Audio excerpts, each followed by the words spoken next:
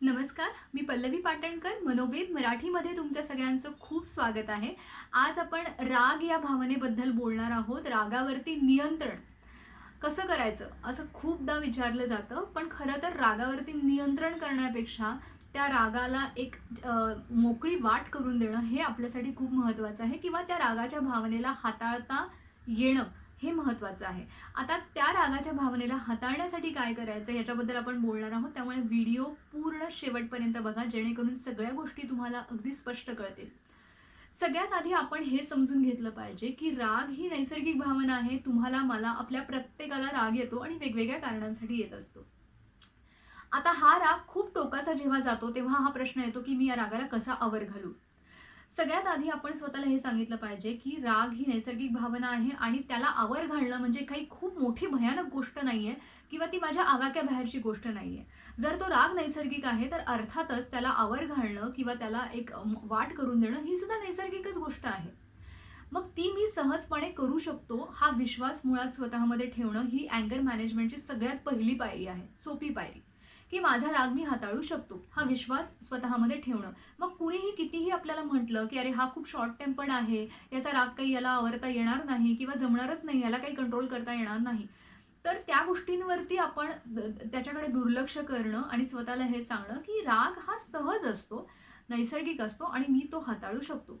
या बाबतीत माझा स्वतःवर विश्वास आहे. ही पहिली पायरी एकदा आपण केली ना, की पुढच्या सगळ्या पायऱ्या आपल्याला सोप्या वाटायला लागतात. मग त्याच्यानंतर पुढे काय?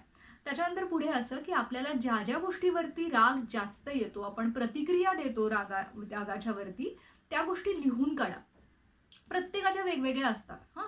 आणि बऱ्याचदा त्या कॉमन सुद्धा असतात. म्हणजे तुम्हाला जेव्हा रागाचा भडका झालेला आहे ना, तेव्हा जे काही घडलेलं आहे, त्या सिच्युएशन्स वेगळ्या असतील, पण त्याच्या मागची एक बिलीफ सिस्टम आहे, तुमचे जे विचार करण्याची जी पद्धत आहे, ती एकसारखी दिसून येते तुम्हाला. म्हणजे 4-5 प्रसंग तुम्ही लिहिले हां, तर त्या 4-5 प्रसंगामध्ये तुमचे विचार काय होते प्रत्येक वेळेला हे स्वतःला विचारा. काय होतं माझ्या डोक्यामध्ये, की मी अमुक-अमुक गोष्ट करतोय किंवा करतेय, तर समोरच्याने ना तसंच करायला हवं किंवा तो जर करत नसेल, तर ते खूप भयानक आहे आणि असं व्हायलाच नाही पाहिजे. म्हणजे मी एवढं जीव तोडून सांगतोय किंवा सांगते आणि तो ऐकतच नाही म्हणजे काय? आणि तो ऐकत नाहीये याचा अर्थ तो माझ्याकडे दुर्लक्ष करतोय, त्याला माझी किंमतच नाहीये किंवा त्याला काही पडलेलंच नाहीये किंवा त्याच्यासाठी हे खूप क्षुल्लक आहे. हे विचार जे आहेत, ते त्या रागाला खतपाणी घालतात. नकारात्मक विचार. मग असे विचार आपण कितीदा करतोय? दिवसभरामध्ये खूपदा करतोय का? जर करत असू तर त्याची आपल्याला सवय लागलेली असते आणि मग ते त्या सिच्युएशनला जिथे आपल्याला राग येतो तिथे ते जास्त ट्रिगर होतात, जास्त वाढतात. त्यामुळे अगदी रोजच्या पातळीवरती आपल्याला एक साधा सोपा एक्सरसाइज काय करायचा आहे, की ज्या गोष्टीवरती मला राग येतो, जिथे माझे नकारात्मक विचार वाढतात, त्या गोष्टीवरती मला एक अभ्यास करायचा आहे रोज. एक 5-10 ते 10 मिनिटं डोळे बंद करायचेत आणि मला स्वतःला विचारायचंय, की नाही माझ्या गोष्ट मनासारखी झाली. नाही समोरचा माणूस माझ्या म्हणण्याप्रमाणे वागला किंवा नाही मला यश मिळालं एखाद्या गोष्टीमध्ये. नाही एखादी गोष्ट मनाजोगती घडली तर काय? तर काय? आता हा शेवट आहे का सगळ्या गोष्टींचा? नाही घडलं. सगळ्याच गोष्टी माझ्या कंट्रोलमध्ये असतात का? किंवा जरी मी कितीतरी चांगलं सांगतोय, कोणाच्या तरी चांगल्यासाठी सांगतोय आणि ते त्याला पटत नाहीये. नाही होत तसं. तर ह्याच्यामध्ये मी कमी आहे किंवा मी मूर्ख आहे असा त्याचा अर्थ होतो का? अजिबातच नाही. मी करतो आहे चांगल्यासाठी हे मला माहिती आहे, पण समोरचा माणूस जर ते ऐकत नाहीये किंवा नाही त्याला करायचं, ती त्याची चॉईस आहे. ती त्याची जबाबदारी आहे आणि आपण कुणाच्याही वागण्यावर कंट्रोल करू शकत नाही. कुठल्याही परिस्थितीवर आपण नियंत्रण ठेवू शकत नाही. ही वस्तुस्थिती आपण एकदा मुळात मान्य केली पाहिजे. की सगळं काही माझ्या म्हणण्याप्रमाणे सगळं काही माझ्या कंट्रोलमध्ये असावं, हे मुळातच इलॉजिकल आहे. त्याला लॉजिकच नाहीये. गोष्टी कशाही पातळीवर घडू शकतात, कुणी कसंही वागू शकतं, परिस्थिती कशीही बदलू शकते. ती मी मान्य करतो किंवा करते.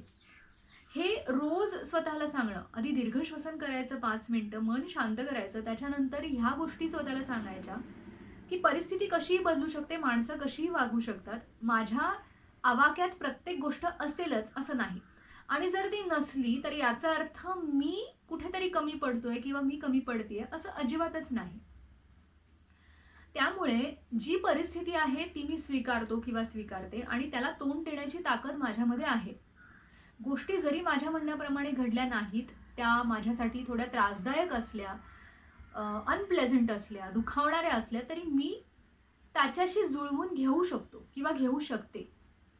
हे आपण रोज जर स्वतःला सांगितलं ना, तर जेव्हा तशी परिस्थिती निर्माण होईल, राग निर्माण जिथे होतो अशी परिस्थिती, तर तिथे तुमचे विचार ना तितके टोकाचे राहणार नाहीत, जे की आत्तापर्यंत होते. कारण का, तर तुम्ही रोज स्वतःला सवय लावलेली आहे, की मला माझी बिलीफ सिस्टम कशी ठेवायची, मला लॉजिकल विचार कसे ठेवायचे, ह्याची सवय लावलेली आहे. मग म्हणूनच लोकं म्हणतात, अचानक राग येतो तेव्हा मी दीर्घश्वसन नाही आम्हाला करायला सुचत किंवा मनाला शांत ठेवायला नाही सुचत. नाहीच जमणार ना.